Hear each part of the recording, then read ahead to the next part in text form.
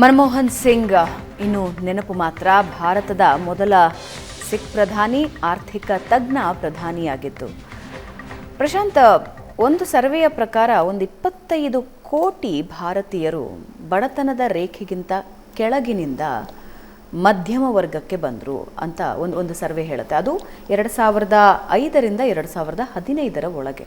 ನೀವು ನೋಡಿ, 2000ರಿಂದ ಈಗ 2024 ಕಳೆದ 24 ವರ್ಷಗಳಲ್ಲಿ ನಮ್ಮ ಮಾರ್ಕೆಟ್ ಓಪನ್ ಆದ ನಂತರ ಸಹಜವಾಗಿ ಮತ್ತು ನಿಶ್ಚಿತವಾಗಿ ಕೋಟ್ಯಾಂತರ ಜನ ಬಡತನ ರೇಖೆ, ಅಂದರೆ ಅದರದ್ದೇನು ಮಾನದಂಡಗಳಿವೆ, ದಿನಕ್ಕೆಷ್ಟು ದುಡಿತಾರೆ ಅನ್ನೋದರ ಮೇಲೆ ಅದರಿಂದ ಹೊರಗಡೆ ಬಂದರು ಅಂತಕ್ಕಂಥದ್ದು ವಾಸ್ತವ. ಮತ್ತು ನರೇಗಾ ಯೋಜನೆಯೇ ಕಾಂಗ್ರೆಸ್ 2004ರಿಂದ 2014 ಕ್ಲೇಮ್ ಮಾಡಿರುವ ಪ್ರಕಾರ ನರೇಗಾ ಯೋಜನೆಯ ಕಾರಣದಿಂದ ಅನೇಕ ಗ್ರಾಮೀಣ ಕುಟುಂಬಗಳು ಬದುಕಿಕೊಂಡವು ಅಂತಕ್ಕಂಥದ್ದು ಕೂಡ ಅಷ್ಟೇ ವಾಸ್ತವ. ಹೀಗಾಗಿ ನರೇಂದ್ರ ಮೋದಿ, ನನಗೆ ನೆನಪಿದೆ, ಪಾರ್ಲಿಮೆಂಟ್ನಲ್ಲಿ ನರೇಗಾ ಯೋಜನೆಯನ್ನು ಇಟ್ಕೊಂಡಿರ್ತೀನಿ, ಯಾಕಂದರೆ ನಿಮ್ಮ ವೈಫಲ್ಯವನ್ನು ಜನರಿಗೆ ತೋರಿಸ್ಲಿಕ್ಕೆ ಅದನ್ನು ಬಾರಿಸ್ತಾ ಇರಬೇಕು ಅಂತ ಒಂದು ಹೇಳಿಕೆ ಕೊಟ್ಟಿದ್ರು ಒಂದ್ಸಲ ಪಾರ್ಲಿಮೆಂಟ್.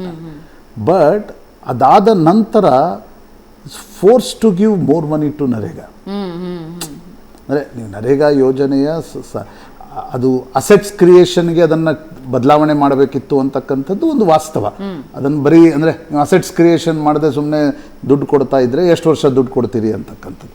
ಶಾಲೆ ಕಟ್ಟೋದು, ನೀವು ಅಂದರೆ ಸರ್ಕಾರಿ ಕಟ್ಟಡಗಳನ್ನು ಕಟ್ಟಲಿಕ್ಕಾದರೂ ನರೇಗಾನ ಉಪಯೋಗಿಸ್ಕೊಳ್ಳಿ ಅನ್ನೋದು ಮೋದಿ ಅದನ್ನು ಸ್ವಲ್ಪ ಬದಲಾಯಿಸಿದರು.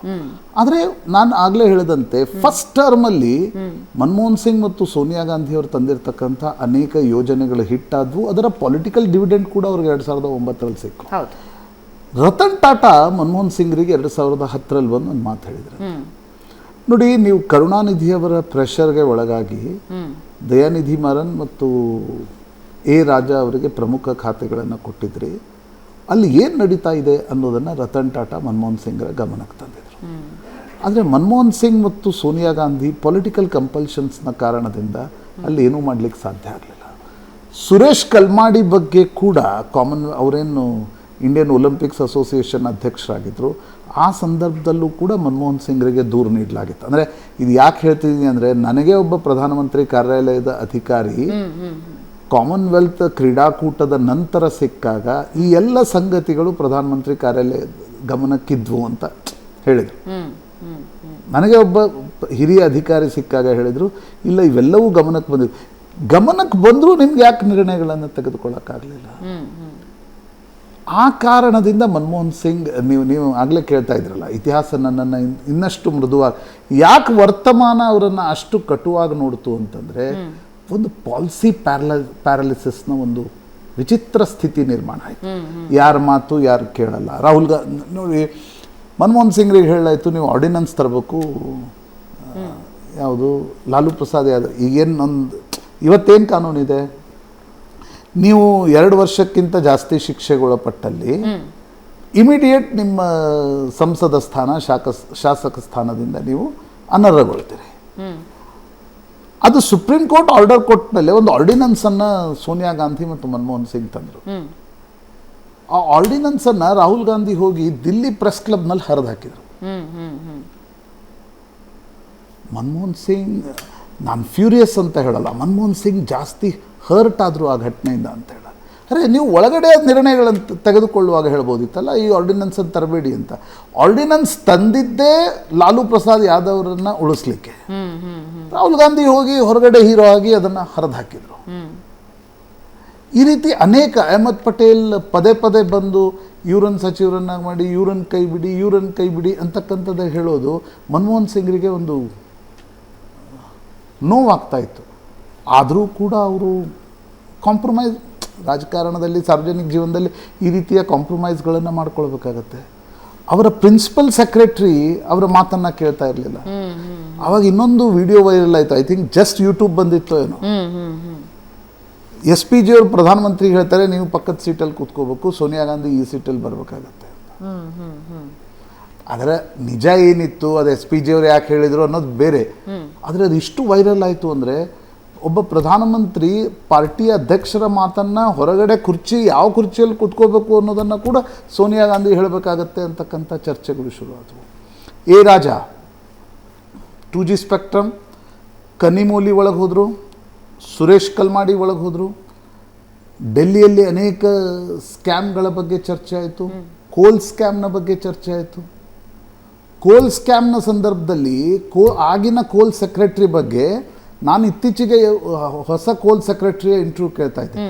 ಆಗಿನ ಕೋಲ್ ಸೆಕ್ರೆಟರಿಯ ಒಂದು ತಪ್ಪು ಕೂಡ ಇರಲಿಲ್ಲ. ಆದರೆ ಮನಮೋಹನ್ ಸಿಂಗ್ ಅವರನ್ನು ಡಿಫೆಂಡ್ ಮಾಡ್ತಕ್ಕಂಥ ಪರಿಸ್ಥಿತಿಗೆ ಹೋಗಲಿಲ್ಲ. ಆಗಿನ ಕೋಲ್ ಸೆಕ್ರೆಟರಿಗೆ ಯಾರು ಕೆಳಗಿನವ್ರು ನೋಟ್ ಬರೆದಿದ್ರು ಅವ್ರು ಜೈಲಿಗೆ ಹೋಗ್ಬೇಕಿತ್ತು. ಬಟ್ ಒಂದು ಪಾಲಿಸಿ ತಂದಿದ್ದಕ್ಕಾಗಿ ಆಗಿನ ಕೋಲ್ ಸೆಕ್ರೆಟರಿ ಒಳಗಡೆ ಹೋಗ್ತಕ್ಕಂಥ ಒಂದು ಪರಿಸ್ಥಿತಿ ನಿರ್ಮಾಣ ಆಯಿತು. He was also equal honest ಅಂತಕ್ಕಂಥದ್ದನ್ನು ಈಗಿನ ಅಧಿಕಾರಿಗಳು ಇಂಟರ್ವ್ಯೂ ಕೊಟ್ಟು ಹೇಳ್ತಾರೆ ಅಂತಂದರೆ ಅವರು ಅದನ್ನು ಹೇಳಿದರು. What is the difference between Manmohan Singh and Narendra Modi? Narendra Modi demonetisation fail ಆದರೂ ಕೂಡ ಅದನ್ನು ಅಧಿಕಾರಿಗಳ ಮೇಲೆ ಹಾಕಲಿಲ್ಲ. ಯಾವುದೇ ಅಧಿಕಾರಿ ಅದಕ್ಕೆ ಜವಾಬ್ದಾರಿ ಅಂತಕ್ಕಂಥದ್ದು ಹೇಳಿಲ್ಲ. ಮನಮೋಹನ್ ಸಿಂಗ್ ಕೋಲ್ ಸ್ಕ್ಯಾಮ್ನಂಥ ಪರಿಸ್ಥಿತಿಯಲ್ಲಿ ಕೋಲ್ ಪಾಲಿಸಿಯನ್ನು ತಂದಾಗ ಮನಮೋಹನ್ ಸಿಂಗ್ ಅಧಿಕಾರಿಗಳನ್ನು ಯಾರು ಪ್ರಾಮಾಣಿಕರಿದ್ದರೂ ಅವರನ್ನಾದರೂ ಉಳಿಸ್ಕೊಳ್ತಕ್ಕಂಥ ಒಂದು ಪೊಲಿಟಿಕಲ್ ವಿಲ್ಲನ್ನು ತೋರಿಸ್ಬೇಕಿತ್ತು. ಅದನ್ನು ಮನಮೋಹನ್ ಸಿಂಗ್ ತೋರಿಸ್ಲಿಕ್ಕೆ ಸಾಧ್ಯ ಆಗಲಿಲ್ಲ. ಮೇ ಬಿ ಭಾವನಾ, ನನಗನ್ಸುತ್ತೆ ಭಾರತದಂಥ ದೇಶದಲ್ಲಿ ನೀವು ಆಳ್ವಿಕೆಯನ್ನು ನಡೆಸಬೇಕಾದ್ರೆ ರಾಜನಿಗೆ ಅಥಾರಿಟಿ ಇರಬೇಕು. ರಾಜ ಅಂದರೆ ತನ್ನ ಫ್ಯಾಮಿಲಿಯ ಮಾತನ್ನು ಕೇಳೋದಾಗಲಿ, ಇನ್ಯಾರದನ್ನು ಒಂದು ಎಕ್ಸ್ಟ್ರಾ ಕಾನ್ಸ್ಟಿಟ್ಯೂಷನಲ್ ಅಥಾರಿಟಿ ಇದ್ದಾಗ ನೀವು ಆಳ್ವಿಕೆಯನ್ನು ಸರಿಯಾಗಿ ನಡೆಸಲಿಕ್ಕೆ ಸಾಧ್ಯ ಆಗಲ್ಲ. ಅದು ನೋಡಿ ನಾನು ಅದಕ್ಕೆ ಹೇಳಿದೆ, ಮನಮೋಹನ್ ಸಿಂಗ್ರ ಸಫಲತೆ ಆ್ಯಸ್ ಎ ಫೈನಾನ್ಸ್ ಮಿನಿಸ್ಟರ್ ಯಾಕಿತ್ತು ಅಂದರೆ ಅಲ್ಲಿ ನರಸಿಂಹರಾವ್ ಇದ್ರು. ಮನಮೋಹನ್ ಸಿಂಗ್ರ 2ನೇ ಟರ್ಮ್ UPA 2ನ ವಿಫಲತೆ ಏನಿತ್ತು ಅದು ಯಾಕಿತ್ತು ಅಂತಂದರೆ that is because of Sonia Gandhi ಅವರ ಪವರ್ ಸೆಂಟರ್. ಸೋನಿಯಾ ಗಾಂಧಿ ಇದ್ದರು, ಮನಮೋಹನ್ ಸಿಂಗ್ ಸ್ಥಾನದಲ್ಲಿ ಕುಳಿತಿದ್ರು. ನನಗನ್ಸುತ್ತೆ UPA 1 was successful, UPA 2 was disaster. ಅವರು ಇವತ್ತು ನನಗನ್ಸುತ್ತೆ 2004ರ ನಂತರ ಸೋಷಿಯಲ್ ಮೀಡಿಯಾ, 2010ರ ನಂತರ ಏನು ಸೋಷಿಯಲ್ ಮೀಡಿಯಾ ಬಂತು, ಆ ಸಂದರ್ಭದಲ್ಲಿ ಮನಮೋಹನ್ ಸಿಂಗ್ ತುಂಬ ಮೌನವಾಗಿರ್ತಿದ್ರು. ಹೀಗಾಗಿ ಮನಮೋಹನ್ ಸಿಂಗ್ರನ್ನ ಮೋಹನ್ ಸಿಂಗ್ ಅಂತ ಪತ್ರಿಕೆಗಳು ಕರೀಲಿಕ್ಕೆ ಶುರು ಮಾಡಿದ್ರು. ಅದರಿಂದನೇ ಬೇಸರ ಆಗಿ ನೀವು ಹೇಳಿರ್ತಕ್ಕಂಥ ಹೇಳಿಕೆಯನ್ನು ಅವ್ರು ಕೊಟ್ಟರು, ನನ್ನನ್ನು ಇತಿಹಾಸ ಇನ್ನಷ್ಟು ಮೃದುವಾಗಿ ಜಡ್ಜ್ ಮಾಡುತ್ತೆ ಅಂತಕ್ಕಂಥದ್ದು ನಿಶ್ಚಿತ. ಆದರೆ ಒಂದು ನೋಡಿ ಭಾವನ, ನನಗನ್ಸುತ್ತೆ ಯಾಕೆ ಮನಮೋಹನ್ ಸಿಂಗ್ರನ್ನ ಈ ದೇಶ ಎಕನಾಮಿಕ್ ರಿಫಾರ್ಮ್ಸ್ ಇರ್ಬೋದು, ಅವ್ರು ಪ್ರೈಮ್ ಮಿನಿಸ್ಟರ್ ಆಗಿ ಮಾಡಿರ್ತಕ್ಕಂಥ, ಇವತ್ತು ನಾವು ಇಂಡಿಯಾ ಅಮೇರಿಕಾ ಏನು ರಿಲೇಷನ್ಶಿಪ್ ನೋಡ್ತೀವಿ, ಅದರ ಅಡಿಗಲ್ಲಿಟ್ಟವರೇ ಜಸ್ವಂತ್ ಸಿಂಗ್ ಮತ್ತು ಮನಮೋಹನ್ ಸಿಂಗ್. ಆದರೆ ಇಡೀ ಜೀವನದುದ್ದಕ್ಕೂ ಒಂದು ಕಪ್ಪು ಚುಕ್ಕೆಯನ್ನು ಯಾರೂ ಅಂಟಿಸ್ಲಿಕ್ಕೆ ಮನಮೋಹನ್ ಸಿಂಗ್ ಮೇಲೆ ಸಾಧ್ಯ. ಅವರು ಇಡೀ ಸರ್ಕಾರ ಪಾಲಿಸಿ ಪ್ಯಾರಲಿಸಿಸ್ ಆಗಿ ಸ್ಕ್ಯಾಮ್ಗಳ ಮೇಲೆ ಸ್ಕ್ಯಾಮ್ಗಳು ಬಂದು, ಆದರೆ ಯಾವೊಬ್ಬ ವ್ಯಕ್ತಿ ಕೂಡ ಮನಮೋಹನ್ ಸಿಂಗ್ ಪರ್ಸ್ನಲಿ ಕರಪ್ಟ್ ಇದ್ರು ಅಂತಕ್ಕಂಥ ಹೇಳುವ ಒಂದು ಪ್ರಮೇಯವೂ ಕೂಡ ಉದ್ಭವಿಸಲಿಲ್ಲ. ನರೇಂದ್ರ ಮೋದಿ UPA 2 ಮೇಲೆ ಎಷ್ಟು ಟೀಕೆಗಳನ್ನು ಮಾಡಿರಬೇಕು, ಆದರೆ ಮನಮೋಹನ್ ಸಿಂಗ್ರ ವೈಯಕ್ತಿಕವಾಗಿರ್ತಕ್ಕಂಥ ಪ್ರಶ್ನೆ ಬಂದಾಗ ಯಾವುದೇ ವಿಪಕ್ಷದ ನಾಯಕರಿಗೆ ಮನಮೋಹನ್ ಸಿಂಗ್ರ ಬಗ್ಗೆ ಒಂದು ಚುಕ್ಕೆಯನ್ನು ಕೂಡ ಅಂಟಿಸ್ಲಿಕ್ಕೆ ಸಾಧ್ಯ ಇಲ್ಲ. ನಾನು ಅವರ ಇಡೀ ಅಂದರೆ ಗುರುಶರಣ್ ಕೌರ್, ನಿಮಗೆ ದಿಲ್ಲಿಯ ಸೌತ್ ಅವೆನ್ಯೂ ಇದೆ ಅಲ್ವಾ, ಸಂಸದರ ಮನೆ ಇರ್ತಕ್ಕಂಥ, ಅಲ್ಲಿ ಸಫಲ್ ಅಂತ ಅಂಗಡಿ ಇರ್ತವೆ. ನಿಮ್ಮಲ್ಲಿ ಬೆಂಗಳೂರಲ್ಲಿ ಹಾಪ್ಕಾಮ್ಸ್ ಅಂಗಡಿ ಇರ್ತಾವಲ್ಲ, ಹಂಗೆ ಸಫಲ್ ಅಂತ ಅಂಗಡಿ ಇರ್ತವೆ. ಅವ್ರು ಪ್ರತಿ ಶನಿವಾರ ಬೆಳಿಗ್ಗೆ ಪ್ರಧಾನಮಂತ್ರಿಯವರ ಪತ್ನಿ ಸ್ವತಃ ಬಂದು ತರಕಾರಿ ತೆಗೆದುಕೊಳ್ಳೋಕೆ ಸಣ್ಣ ಅಂಗಡಿಯಲ್ಲಿ ಬರ್ತಾ ಇದ್ರು. ಅವರ 2 ಮಕ್ಕಳು SPG ಸೆಕ್ಯೂರಿಟಿ ಇತ್ತು ಅವ್ರಿಗೆ. ಆದರೆ ಇಷ್ಟು ಸಿಂಪಲ್ಲಾಗಿ ತಮ್ಮ ಸರ್ಕಾರಿ ನಿವಾಸಗಳಲ್ಲಿ ಬದುಕ್ತಾ ಇದ್ರು. ಒಂದು ಇನ್ಸಿಡೆಂಟ್ ಹೇಳಿ ನನಗೆ ಅವರ ಕುಟುಂಬದ ಬಗ್ಗೆ ಒಂದು ಕಪ್ಪು ಚುಕ್ಕೆ. ಅವರ ಅಣ್ಣ ಆಗಾಗ ಪಂಜಾಬ್ನಿಂದ ಪ್ರಧಾನಮಂತ್ರಿಗಳನ್ನ ಭೇಟಿಯಾಗ್ಲಿಕ್ಕೆ ಬರ್ತಾ ಇದ್ರು. ಅವರು ISBT ಅಂತ ಬಸ್ ಸ್ಟ್ಯಾಂಡ್ ಇದೆ, ISBT ಇಂಟರ್ಸ್ಟೇಟ್ ಬಸ್ ಸ್ಟ್ಯಾಂಡ್ ಏನಿದೆ ಗಾಜಿಯಾಬಾದ್ ಹತ್ರ, ಅಲ್ಲಿಂದ ರಿಕ್ಷಾ ಮಾಡ್ಕೊಂಡು ಪ್ರೈಮ್ ಮಿನಿಸ್ಟರ್ ಮನೆಗೆ ಬರ್ತಾ ಇದ್ರು 7 ರೇಸ್ ಕೋರ್ಸು.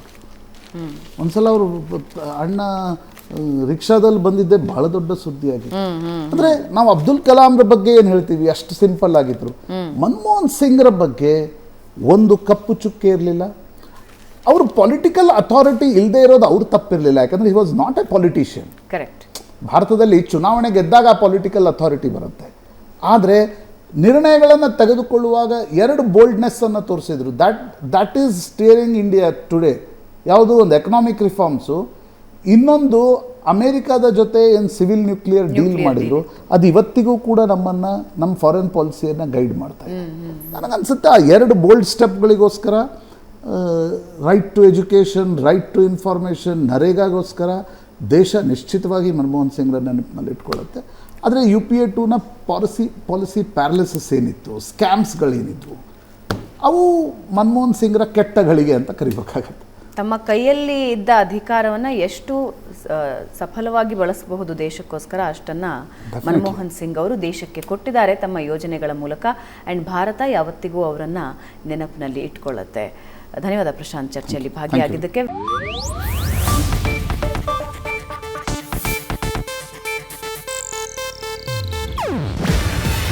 ಇದು ಏಷ್ಯಾನೆಟ್ ನ್ಯೂಸ್ ನೆಟ್ವರ್ಕ್ ಪ್ರಸ್ತುತಿ. ನೀವು ನೋಡ್ತಿದ್ದೀರಾ ಏಷ್ಯಾನೆಟ್ ಸುವರ್ಣ ನ್ಯೂಸ್.